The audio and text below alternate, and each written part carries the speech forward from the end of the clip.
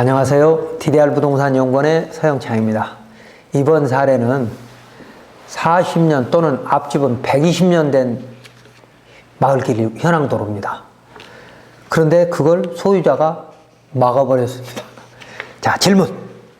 앞집은 120년 전부터 진입로로 사용해 왔고 건축물 대장에 보니까 1900년도에 만들어진 건축물이라고 건축물 대장에 있다고 말이죠.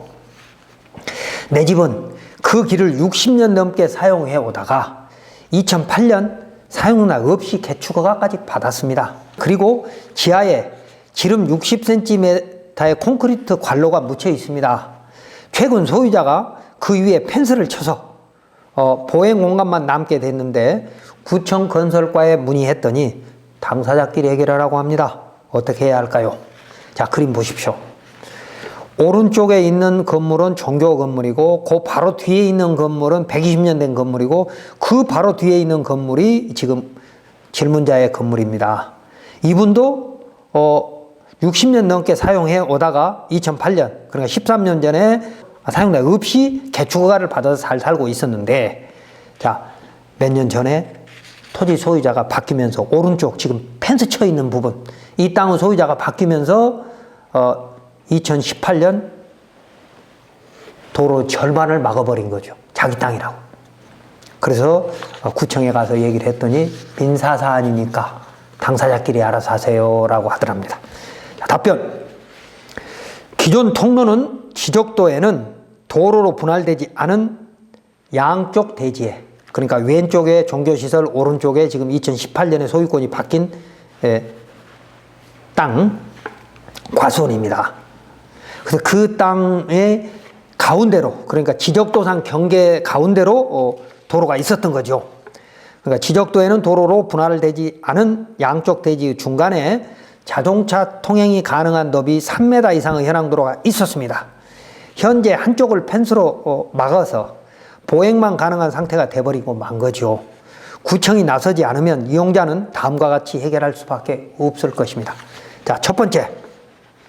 2008년 내 건축허가 시에 공로로부터, 그러니까 지금 이 그림을 보시면 이게 토지이용계획 확인서의 도시계획도입니다. 그러니까 토지이음에서 캡처한 거죠. 왼쪽에 화살표, 왼쪽에 빨간 화살표가 내 건축물로 들어가는 진입로에 지금 막혀버린.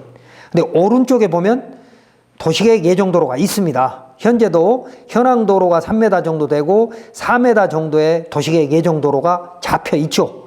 그러니까 도시계획 예정도로가 오른쪽에서부터 왼쪽까지 있는데 그 끝에서부터 지금 빨간 화살표 들어가는 부분이 지금 분쟁이 되는 도로 부분입니다.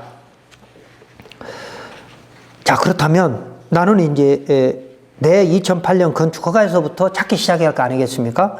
그래서 도시계획 예정도로 또는 오른쪽 끄트머리에 있는 도시계획 도로에서부터 지금 현재 상태가 어떻게 돼 있는지, 건축법 도로로 전부 지정이 돼 있는지, 아니면 도시계획 예정 도로가 언제쯤 나갈 것인지, 또는 지금 현재 현황 도로로 몇 메다 너비로 사용하고 있는지 봐서 잘 살펴봐야 되는데, 자, 그걸 살펴봤더니 이 빨간 부분만 문제가 있다. 그러면 이제 그 다음 단계로 넘어가야 되는데, 자, 오른쪽 큰 길에서부터 쭉 살펴봤습니다. 그런데 도시계획 예정도로가 아니고 건축허가 때, 그러니까 건축법 2조 1항 11호 남목의 지정도로를 말합니다.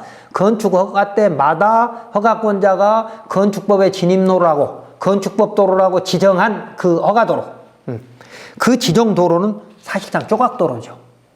내 건축물 입구까지만 만들어서 허가권자한테 제출하면 거기까지만 건축법 도로 지정을 해주니까 말입니다.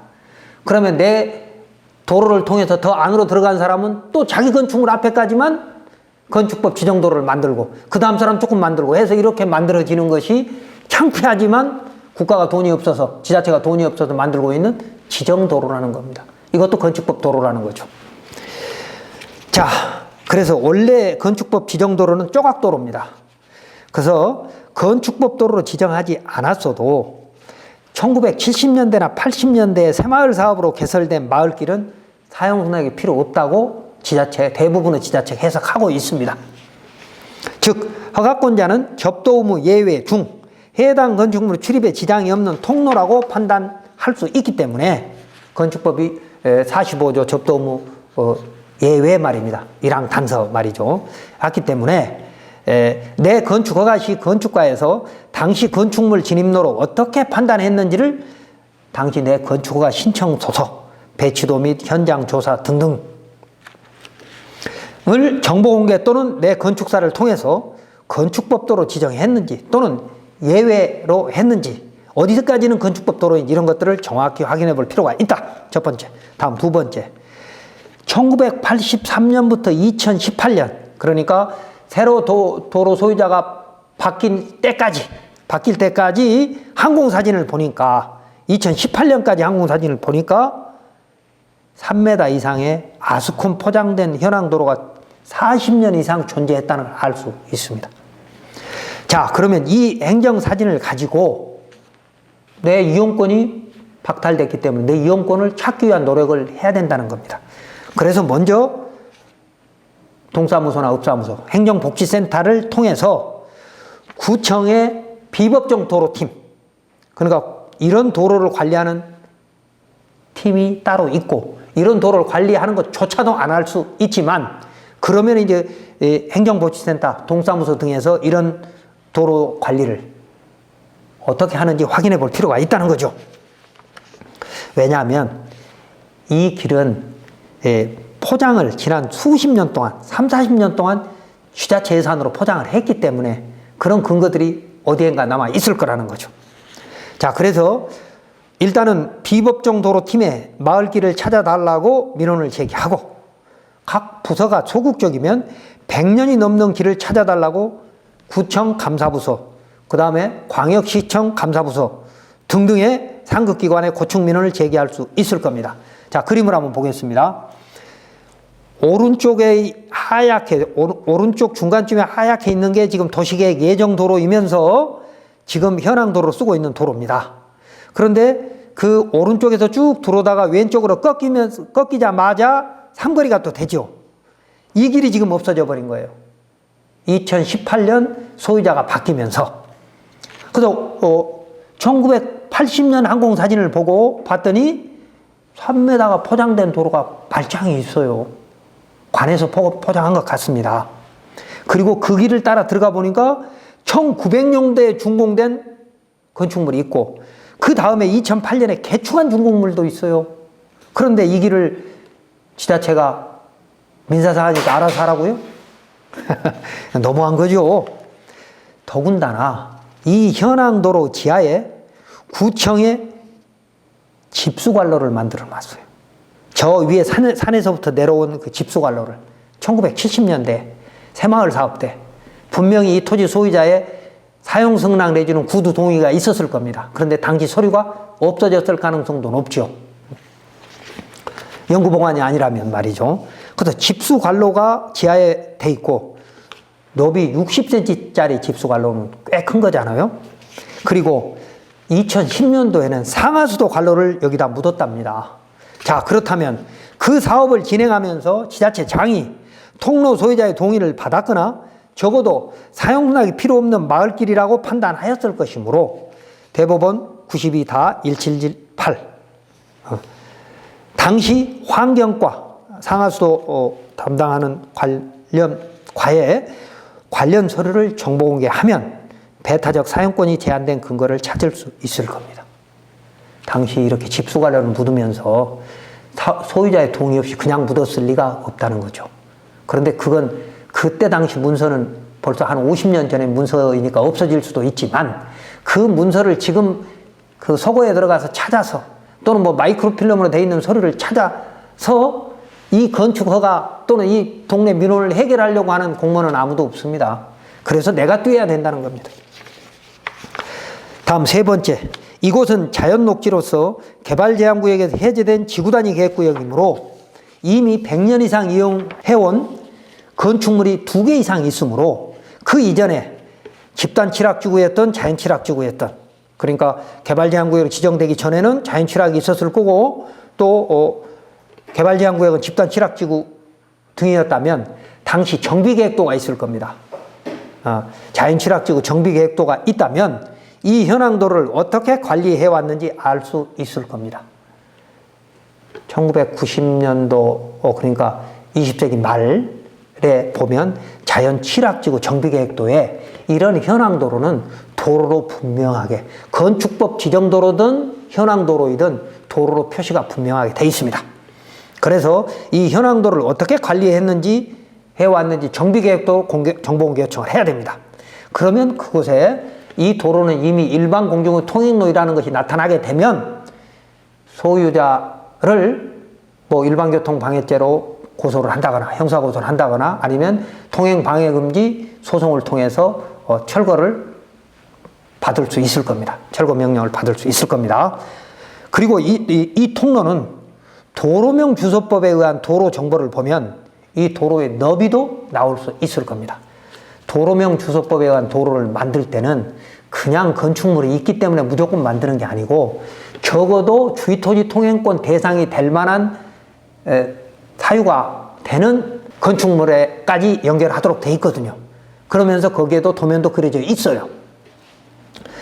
자, 현재 우리나라 토지의 15%가 지적도와 실제 경계가 달라서 2013년 지적재조사 특별법을 제정해서 지금 지적과 현황을 맞추고 있지만 원래 10호 이상의 지적 불부합지로 고시되면 현황대로 지적도 경계대로가 아니라 현황대로 경계가 결정되므로 서둘러 오래된 원래 길을 찾을 필요도 있을 겁니다. 다음 넷째, 이런 현황도로의 배타적 사용수익권이 제한되었는지 허가권자가 종합적으로 판단해야 하고 자동차 통행이 가능한 통로로 100년 이상 사용해 왔던 길이므로 매수자는 도로로 사용하는 외관을 보고 2018년에 매수한 것이므로 소유자가 바뀌어도 쉽게 막을 수 없을 겁니다. 대법원 판례 보겠습니다. 원소유자의 독재적 배타적 사용수익권의 행사가 제한되는 토지의 소유권을 경매, 매매, 대물 변제 등에 의하여 특정 승계한 자는 특별한 사정이 없는 한 그와 같은 사용수익의 제한이라는 부담이 있다는 사정을 용인하고 적어도 그러한 사정이 있음을 알고서 그 토지의 소유권을 취득하였다고 봄이 타당하므로 그러한 특정 승계인은 그 토지 부분에 대하여 독점적이고 배타적 사용수익권을 행사할 수 없다라고 대법원은 판결하고 있습니다. 허가권자가 배타적 사용수익권이 제한됐다고 판단한다면 이런 도로를 막는 것은 민법상 불법행위이므로 대법원 2010-63-720 허가청이 적극 나서야 하는 것이나 민사사안이므로 당사자끼리 해결하라고 할 수도 있습니다. 이럴 때는 부동산 전문 변호사를 통해서 통행방해금지 소송을 통해서 원래의 길을 찾을 수 있을 것이고 주의토지 통행권 확인 소송도 할 수 있을 것입니다. 대법원 판례 읽어보겠습니다. 일반 공중 통행에 제공된 도로를 통행하고자 하는 자는 그 도로에 관하여 다른 사람이 가지는 권리 등을 침해한다는 등의 특별한 사정이 없는 한 일상생활상 필요한 범위 내에서 다른 사람들과 같은 방법으로 도로를 통행할 자유가 있고 제3자가 특정인에 대해서만 도로의 통행을 방해함으로써 일상생활을 지장받게 하는 등의 방법으로 특정인의 통행 자유를 방해하였다면 민법상 불법행위에 해당하며 침해를 받은 자로서는 그 방해의 배제나 장래에 생길 방해를 예방하기 위해서 통행 방해 행위의 금지를 소구할 수 있다고 봐야 한다라고 하고 있습니다. 그래서 이건 일반 공중 통행로라고 판단이 된다면 지자체도 좀 나서줘야 된다는 것이죠. 다섯 번째, 구청이 새마을 사업에서 이 마을길을 정비 포장하고 집수 관로를 매설하면서 또 내 건축 허가에서 상하수도 관로를 매설하면서 이 현황도를 배타적 사용수익권이 제한된 일반 공중 통행로라고 판단해서 사용락을 받지 않았다면 지금 소유자로부터 토지 인도 및 부당이득 반환 청구 대상이 되지 않을 겁니다. 그러니까 만약에 이걸 사용락 없이 허가를 해주면 땅 소유자는 어떻게 하겠어요?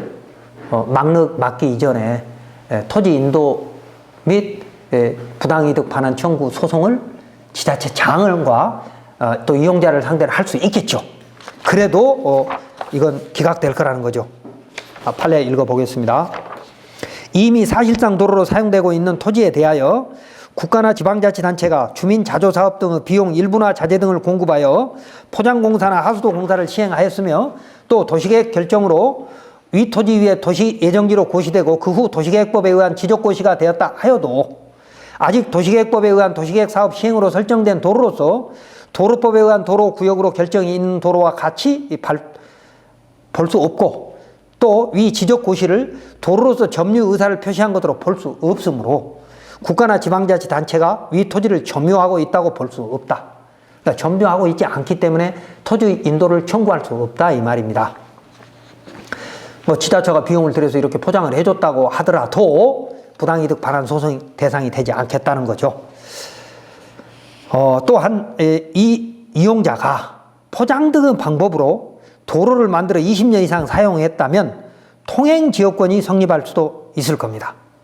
그러니까 전 소유자로부터 동의를 받아서 내가 내 비용을 들여서 이 진입로를 포장해서 만들었다면 그리고 20년 동안 사용해 왔다면 통행지역권도 성립할 수 있다는 거죠. 일반 공중의 통행로라고 판단되면 물론 통행지역권은 소유자가 바뀌어버리면 이제 의미가 없죠. 20년 된 부분이. 일반 공중의 통행로라고 판단되면 형법 185조 일반교통방해죄가 성립할 수도 있으므로 이런 것들은 법률 전문가하고 상의하시기 바랍니다. 자, 이번 사례를 정리하면 우리나라에는 지적도에 나타나지 않는 이런 현황도로 소유자의 배타적 사용수익권 주장과 20년 이상 관습상 도로로 사용해온 주민들 간의 분쟁 그리고 현황도로 소유자가 허가청을 상대로 민사 또는 행정소송을 하는 경우가 많습니다.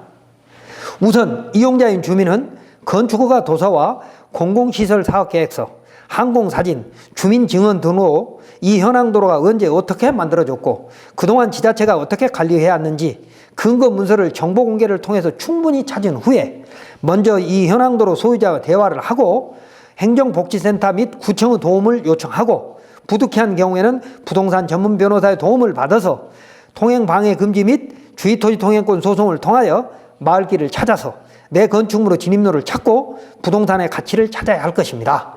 그림을 보시면 왼쪽은 토지이음 사이트에 나와 있는 도시계획 도면입니다.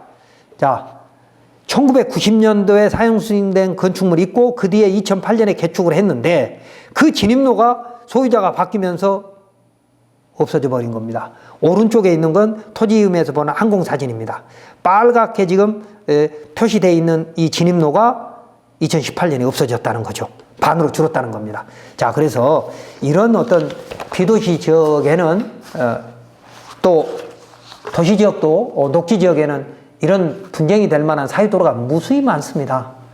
그래서 대법원 판례에 나와 있는 것들을 근거로 해서 계략적인 기본적인 사항만이라도 검토를 해준다면 지침을 만들어서 해준다면 지자체 공무원들도 편하고 주민들 간의 분쟁도 최소로 줄어들 것이라는 것입니다.